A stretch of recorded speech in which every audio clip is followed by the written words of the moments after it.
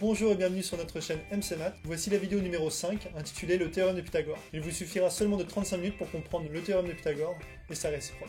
Ce cours fait partie du pack 4e et 3e parmi les 120 vidéos disponibles sur notre site mcmath.fr que je vous invite à aller voir. Je vous souhaite un très bon cours en compagnie de Monsieur Dimanche. Bonjour et bienvenue à mon cours de maths. Aujourd'hui, nous allons travailler le théorème de Pythagore. Le théorème de Pythagore, c'est un théorème qui a été découvert par Pythagore, ou c'est une loi qui a été découverte par Pythagore. Et d'ailleurs, ce n'est pas Pythagore qui l'a découvert, mais a priori, ce seraient ses élèves. Donc, ce seraient les élèves de Pythagore qui auraient découvert cette loi qui est propre au triangle rectangle, qui est vérifiée dans le triangle rectangle.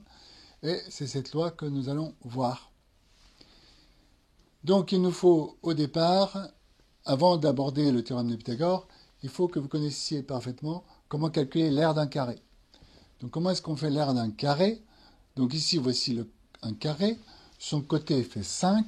Rappelez-vous que son aire, on va calculer ici le nombre d'unités d'aire qui se trouve dans ce carré.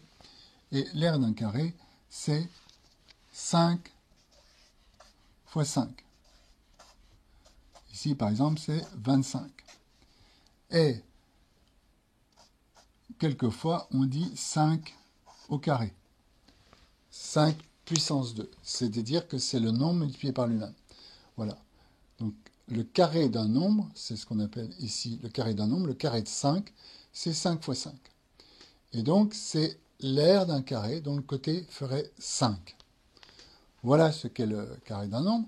Et l'autre chose qu'il faut que vous voyez, parce que vous ne l'avez pas vu encore, c'est quoi qu'on appelle la racine d'un nombre et qu'on désigne sous cette forme-là.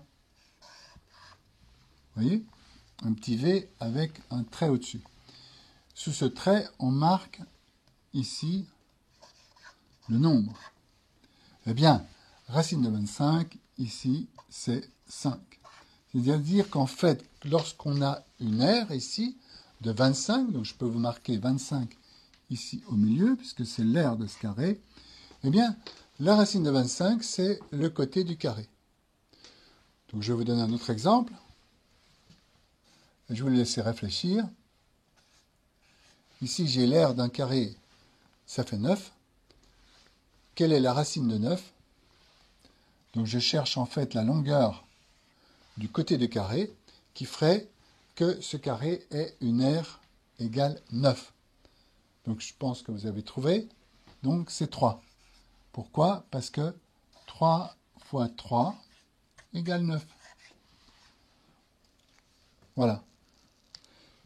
Donc, voilà ce qu'il faut connaître au départ et ce sur quoi il faut avoir des certitudes avant d'aborder le théorème de Pythagore. Maintenant, qu'est-ce que le théorème de Pythagore? Le théorème de Pythagore, comme je vous l'ai dit, c'est dans un triangle rectangle. Donc, pour parler du théorème de Pythagore, il nous faut un triangle rectangle ABC. Donc, vous voyez ici, j'ai tracé un triangle rectangle ABC. Ici, ce côté-là vaut 3, ce côté-là vaut 4, ce côté-là vaut 5. Donc, vous voyez que j'ai tracé maintenant, ici, le carré, un carré, dont le côté est 3. Donc maintenant, voici ce carré. Quelle est sa superficie? Quelle est son aire? Eh bien, je vous laisse calculer. Donc, vous voyez, le côté vaut 3. Combien vaut l'aire? Eh bien, l'aire de ce carré, c'est 3 fois 3, et c'est 9. Maintenant, j'ai fait la même chose avec le côté de ce triangle. Donc, et j'ai tracé le carré qui est associé à ce côté. Maintenant, combien vaut l'aire de ce carré? Donc, qui a pour côté 4, on va dire c'est des centimètres, peu importe, l'unité, c'est 4 unités. Quelle est l'aire de ce carré? Donc, je vous laisse réfléchir. Donc, ce sera 4 fois 4, 16. Je fais la même chose avec le troisième côté. Donc ici, ce côté vaut 5. J'ai tracé le carré qui est associé donc à ce côté, qui est l'hypoténuse dans le triangle rectangle. Et donc, je vous demande de calculer simplement l'aire de ce carré. Donc, quel est l'aire de ce carré? Eh bien, ce sera 5 fois 5, 25. Je vous mets ça encadré comme ça, pour que vous ne confondiez pas avec la longueur du côté. Donc voici, j'ai trouvé donc, ici j'ai un triangle rectangle, et ici j'ai l'aire du carré associé à chaque côté. 1, 2, 3 côtés. Maintenant, qu'est-ce que je remarque? Eh bien, je remarque une chose. Si on fait l'addition des deux plus petits carrés, de l'aire des deux petits carrés, c'est-à-dire 9 plus 16, je vais trouver 25. 9 plus 16 égale 25. Et voici mis en route, le théorème de Pythagore. C'est-à-dire que dans un triangle rectangle comme celui-là, eh bien, la somme de ces deux carrés-là sera égale au carré qui est associé au troisième côté. Maintenant, on va mettre ça en langage mathématique approprié. Donc, ici, lorsque j'ai 9, ben j'ai AC au carré, c'est-à-dire AC fois C, puisque AC fois AC, eh ben je fais le côté fois le côté, donc j'ai bien l'aire, plus la même chose pour AB, qui est égal à BC carré. On dira donc que le carré de l'hypoténuse, donc voici l'hypoténuse, le carré de l'hypoténuse est égal à la somme des carrés des côtés de l'angle droit. Donc ça, c'est un carré d'un côté de l'angle droit. Ça, c'est un autre carré d'un côté de l'angle droit. Ça, c'est le carré de l'hypoténuse, ici, ce grand carré. Donc on dira que le carré de l'hypoténuse est égal à la somme des carrés des côtés de l'angle droit. Et voici Pythagore, et il n'y a rien d'autre à savoir à propos de Pythagore. Donc à quoi ça sert? Voilà la question clé. À quoi sert Pythagore? Ben, la première chose à laquelle sert Pythagore, c'est ce fameux triangle que j'ai tracé ici qui a pour unité 3, 4, 5. Si je fais un triangle avec 3, 4, 5, ou n'importe quel multiple de 3, 4, 5, ça pourrait être le double, par exemple 6, 8 ou 10, eh bien si je fais un triangle comme ça, j'ai une équerre. Donc c'est la fameuse équerre des maçons. Les maçons avaient coutume simplement d'utiliser le fait que si j'ai 3, 4, 5, eh bien j'ai un angle droit ici.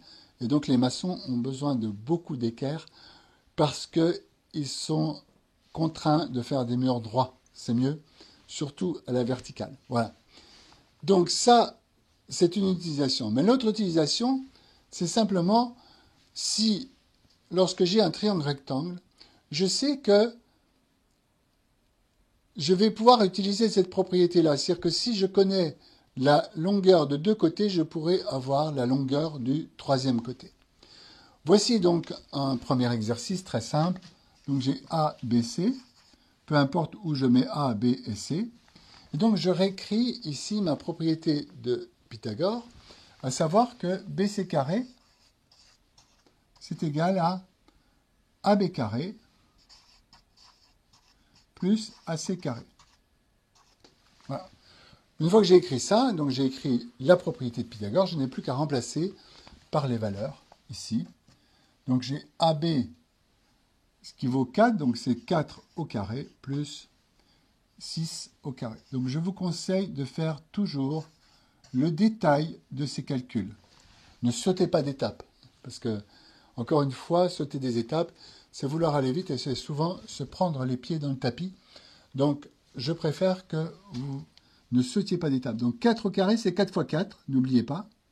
C'est bien 4 fois 4, hein. C'est l'art d'un carré, c'est 4 fois 4. C'est pas 4 fois 2, c'est pas 2 fois 4. C'est 4 fois 4. Donc c'est 4 fois 4, je vous l'écris ici, une fois en entier, plus 6 fois 6. Donc 4 fois 4, ça fait 16, plus 6 fois 6, 36. Et c'est égal à 52. Donc je trouve que BC au carré est égal à 52. Donc rappelez-vous que lorsque j'ai BC au carré, pour avoir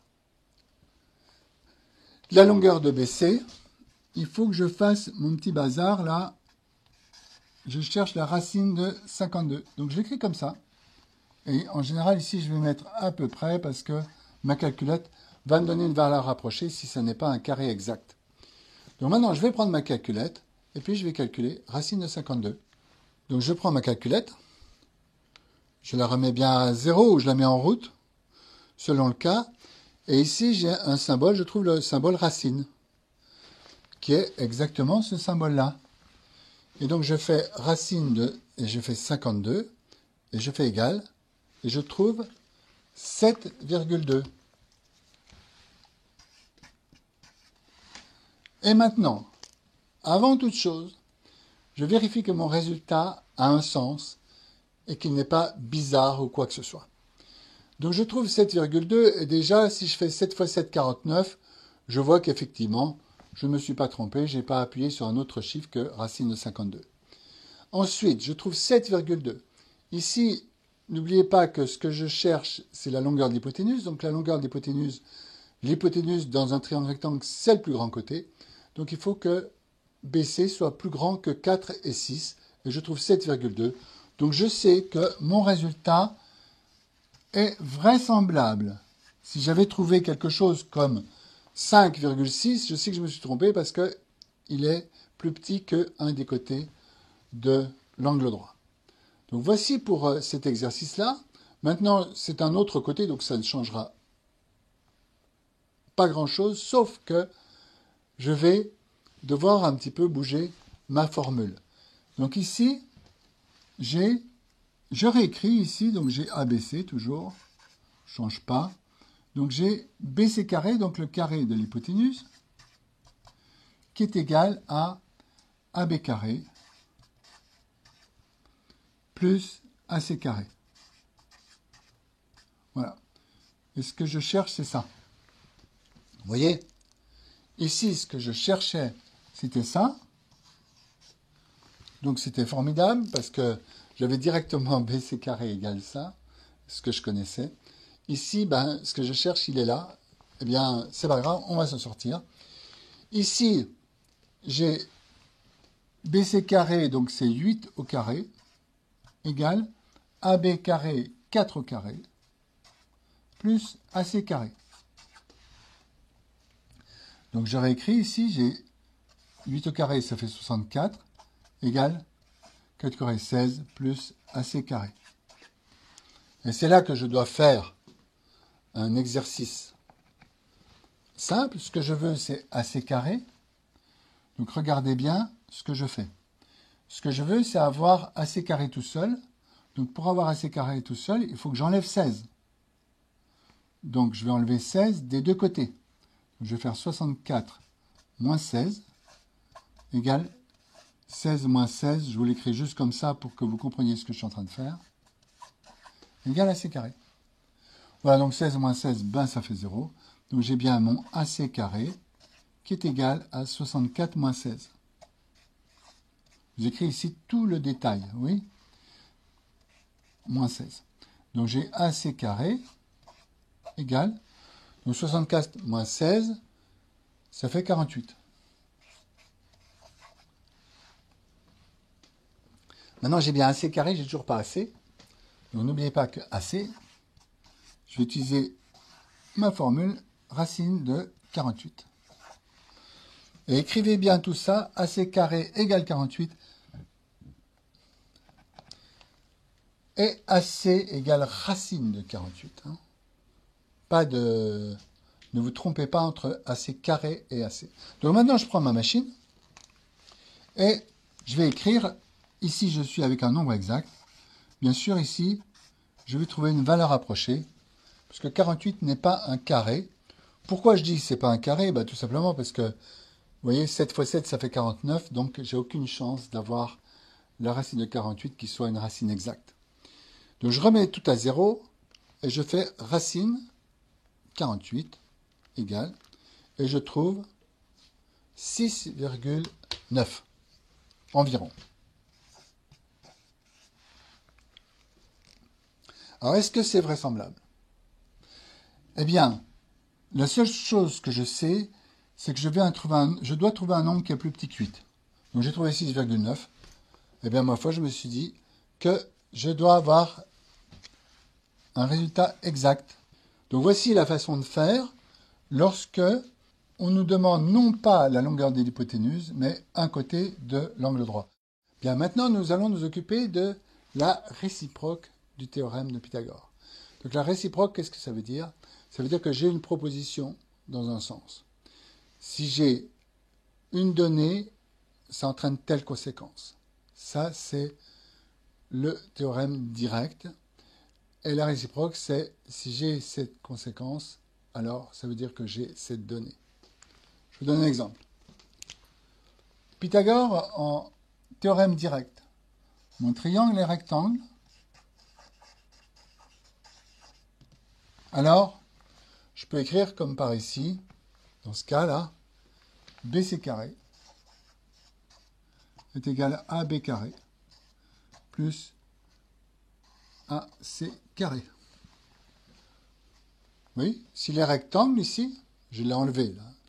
Mais s'il est rectangle, j'aurai AB carré, BC carré, la longueur de l'hypoténuse au carré, sera égale à la somme des carrés ici, AC carré plus AB carré. Voilà le théorème direct. Donc, quelle est la réciproque? Donc, vous voyez, le théorème direct, je vais de là vers là. C'est le théorème direct. La réciproque, c'est ceci. Ça, c'est la réciproque.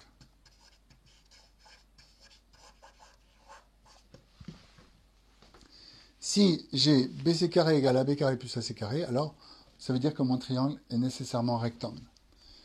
Et donc, je vais quand même vous écrire quelque chose. Malheureusement, parce que les mathématiciens ont l'art de rajouter du vocabulaire pour rien, mais c'est pas grave, on va le faire.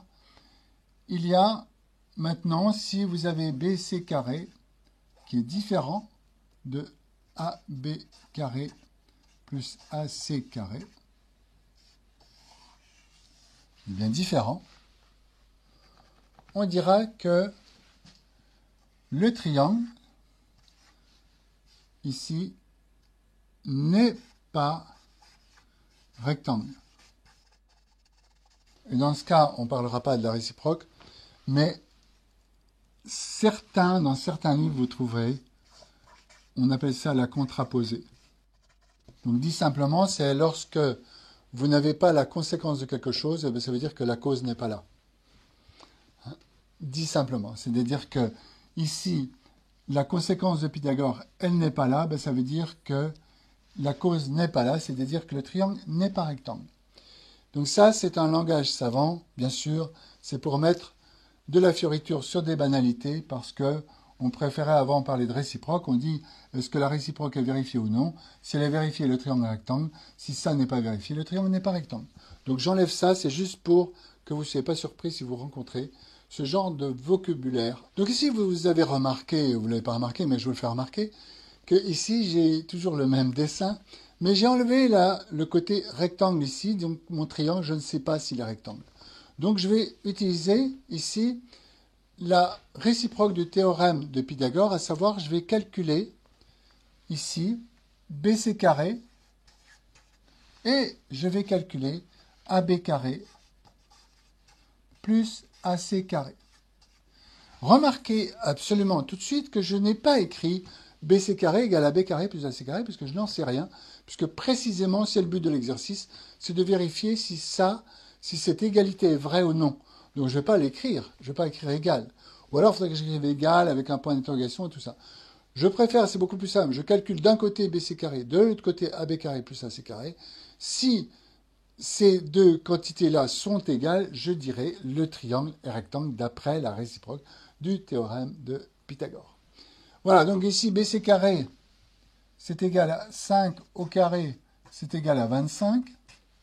Et AB carré plus AC carré. Donc AB carré, c'est 3 au carré plus 4 au carré.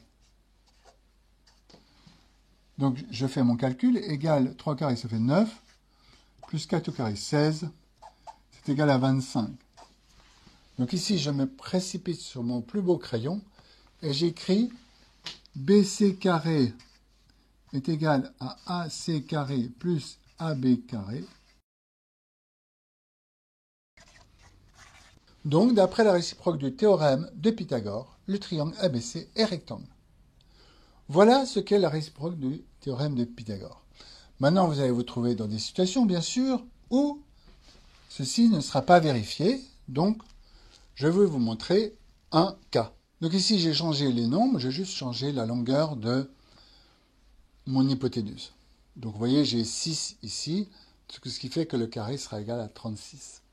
Donc bien sûr, comme je connais parfaitement mon triangle 3, 4, 5, je suis sûr que mon triangle ne va pas être rectangle, mais en tous les cas, là, on va le démontrer. Donc ici, BC carré, je vais calculer BC carré. Donc c'est 6 au carré, c'est égal à 36. Je calcule AB carré plus AC carré, donc c'est 4 au carré plus 3 au carré égale à 16 plus 9 égale 25. Alors, est-ce que BC carré est égal à AB carré plus AC carré? Non. Donc, je vais écrire ici, BC carré est différent de AC carré plus AB carré.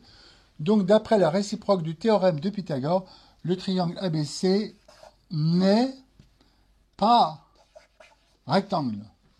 Voilà, et c'est tout. Et si vous voulez faire vraiment savant, c'est-à-dire mettre vraiment de la fioriture sur une banalité, vous dites eh bien, que ça, c'est d'après la contraposée du théorème de Pythagore.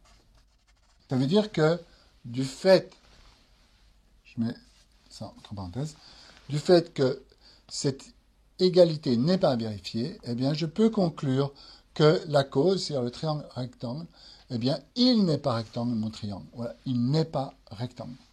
Voilà tout ce qu'il y a à savoir sur le théorème direct et sur la réciproque du théorème de Pythagore. Je vous remercie de votre attention et je vous dis à bientôt. Voilà, c'est fini pour cette vidéo. J'espère qu'elle vous a plu. Tout ce qu'il vous reste à faire, c'est nous laisser un commentaire et vous abonner à notre chaîne pour avoir accès la semaine prochaine à la prochaine vidéo qui s'appelle le théorème de Thalès, qui est la vidéo numéro 6. Je vous souhaite une très bonne journée et à très bientôt.